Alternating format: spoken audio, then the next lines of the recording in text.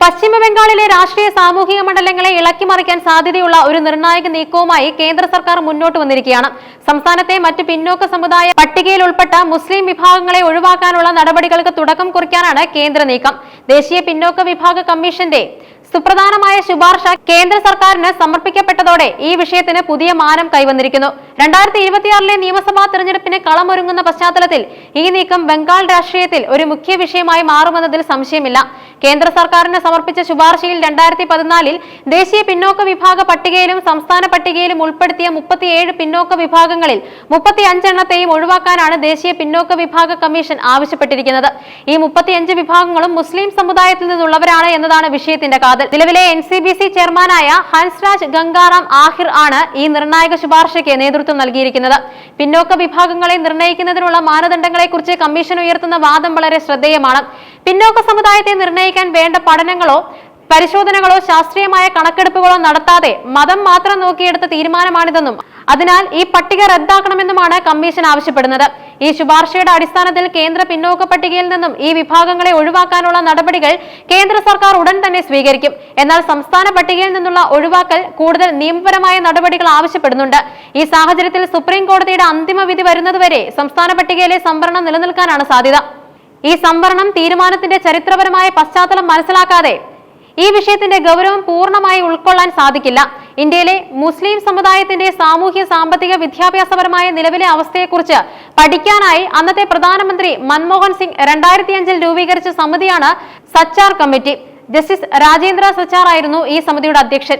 സച്ചാർ സമിതിയുടെ report Indian മുസ്ലിംകളുടെ ജീവിതാവസ്ഥയെക്കുറിച്ചുള്ള ഞെട്ടിക്കുന്ന വിവരങ്ങളാണ് പുറത്തുവിട്ടത്.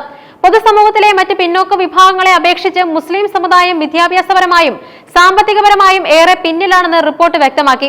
എന്നാൽ അതിലും പ്രധാനമായി റിപ്പോർട്ട് ചൂണ്ടിക്കാട്ടിയ ഒരു വസ്തുത മുസ്ലിങ്ങൾ ഏറ്റവും മോശമായ അവസ്ഥയിലുള്ളത് പശ്ചിമ ബംഗാളിലാണെന്നാണ്.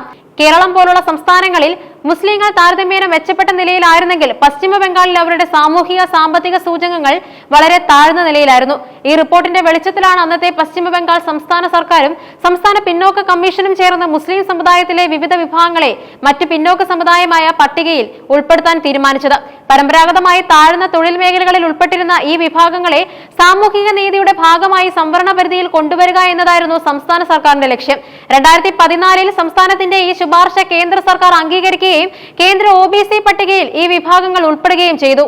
ഈ വിഷയം കേവലം ഭരണപരമായ തർക്കത്തിനപ്പുറം ഒരു നീണ്ട നിയമ പോരാട്ടത്തിന്റെ ചരിത്രം കൂടി പേറുന്നുണ്ട്. പശ്ചിമ ബംഗാൾ സർക്കാർ മുസ്ലിം വിഭാഗങ്ങളെ OBC പട്ടികയിൽ ഉൾപ്പെടുത്തിയെന്നതിനെ ചോദ്യം ചെയ്ത് നിരവധി ഹർജികൾ കൊൽക്കത്ത ഹൈക്കോടതിയിൽ സമർപ്പിക്കപ്പെട്ടു.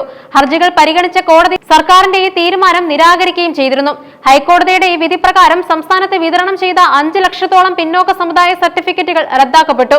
ഇത് സംവരണാനുകൂല്യം ലഭിച്ചു പഠനവും ജോലിയും നേടിയിരുന്ന ആയിരക്കണക്കിന് ആളുകളെ ആശങ്കയിലാഴ്ത്തി. സംസ്ഥാന സർക്കാർ ഈ വിഷയത്തിൽ കൊൽക്കത്ത ഹൈക്കോടതി വിധിക്കെതിരെ സുപ്രീം കോടതിയെ സമീപിച്ചു. വാദങ്ങൾ പരിഗണിച്ച സുപ്രീം കോടതി ഹൈക്കോടതിയുമായി വിധി സ്റ്റേ ചെയ്യുകയും കേസിലെ അന്തിമ വിധി വരുന്നതുവരെ സംസ്ഥാനത്തെ സംവരണ നടപടികൾ തുടരാമെന്ന് നിർദ്ദേശിക്കുകയും ചെയ്തു. നിലവിൽ ഈ കേസിൽ അന്തിമ വിധി വന്നിട്ടില്ലാത്തതിനാൽ സംസ്ഥാനത്തെ പിന്നോക്ക വിഭാഗങ്ങൾക്കുള്ള സംവരണം തടസ്സമില്ലാതെ തുടരുന്നു. ഇവിടെയാണ് NCBCയുടെ പുതിയ ശുപാർശയ്ക്ക് പ്രസക്തിയേറുന്നത്. സുപ്രീം കോടതിയുടെ പരിഗണനയിലിരിക്കുന്ന ഒരു വിഷയത്തിൽ നിയമപരമായ നടപടികളിലൂടെ അല്ലാതെ ഭരണപരമായ തീരുമാനത്തിലൂടെ ഒരു വിഭാഗത്തെ പട്ടികയിൽ നിന്നും ഒഴിവാക്കാനുള്ള ശ്രമം നിയമപരമായും രാഷ്ട്രീയപരമായും വലിയ വെല്ലുവിളികൾ ഉയർത്തും. BJP ഭരിക്കുന്ന കേന്ദ്ര സർക്കാർ ഇത്തരമൊരു ശുപാർശയെ വേഗത്തിൽ നടപ്പിലാക്കാൻ ശ്രമിക്കുന്നത് വ്യക്തമായ രാഷ്ട്രീയ ലക്ഷ്യങ്ങളോടെയാണ്. 2026 പശ്ചിമ ബംഗാൾ നിയമസഭാ തെരഞ്ഞെടുപ്പിനെ അഭിമുഖീകരിക്കാൻ ഒരുങ്ങുകയാണ്. സംസ്ഥാനത്ത് ശക്തമായ സ്വാധീനം ചെലുത്താൻ ശ്രമിക്കുന്ന BJPക്ക് സംവരണം പോലുള്ള വൈകാരിക വിഷയങ്ങൾ പ്രധാന പ്രചാരണ ആയുധമാക്കാൻ സാധിക്കും. വോട്ട് ബാങ്ക് രാഷ്ട്രീയം എന്ന് ആരോപിച്ചുകൊണ്ട് സംവരണത്തെ എതിർക്കുന്നതിലൂടെ ഭൂരിപക്ഷ സമുദായ വോട്ടുകൾ ഏകീകരിക്കാൻ സാധിക്കുമെന്നും അവർ കണക്കുകൂട്ടുന്നുണ്ട്. പശ്ചിമ ബംഗാളിൽ മറ്റ് പിന്നോക്ക സമുദായങ്ങളെ OBC A എന്നും OBC B എന്നും തരംതിരിച്ചിട്ടുണ്ട്. ഇതിൽ OBC A വിഭാഗമാണ് കൂടുതൽ പിന്നോക്കാവസ്ഥയിലുള്ളത്. ഈ ഗ്രൂപ്പിലാണ് മുസ്ലിം സമുദായത്തിൽ നിന്നുള്ള വിഭാഗങ്ങൾ കൂടുതലുള്ളത്. ഇവരെ സംവരണ പട്ടികയിൽ നിന്നും ഒഴിവാക്കുന്നത് സംസ്ഥാനത്തെ പിന്നോക്ക മുസ്ലിം വിഭാഗങ്ങളുടെ സാമൂഹിക മുന്നേറ്റത്തെ കാര്യമായി ബാധിക്കും. ഈ നീക്കം നടപ്പിലായാൽ ആയിരക്കണക്കിന് കുടുംബങ്ങളുടെ വിദ്യാഭ്യാസ തൊഴിൽ സാധ്യതകളെ അത് പ്രതികൂലമായി ബാധിക്കും. കൂടാതെ സംവരണത്തിലെ മതപരമായ ഇടപെടലുകൾ രാജ്യത്തെ സാമൂഹിക നീതിയുടെ തത്വങ്ങളെ തന്നെ ചോദ്യം ചെയ്യുന്ന ഒന്നായി മാറുകയും ചെയ്യും. ഈ വിഷയത്തിൽ രാഷ്ട്രീയ കക്ഷികൾ തമ്മിലും കേന്ദ്ര സംസ്ഥാന സർക്കാരുകൾ തമ്മിലുമുള്ള പോരാട്ടം വരും ദിവസങ്ങളിൽ കൂടുതൽ ശക്തമാവാനാണ് സാധ്യത. സുപ്രീം കോടതിയുടെ അന്തിമ വിധി വരുന്നതുവരെ ഈ വിഷയത്തിലെ നിയമപരമായ അനിശ്ചിതത്വം തുടരും.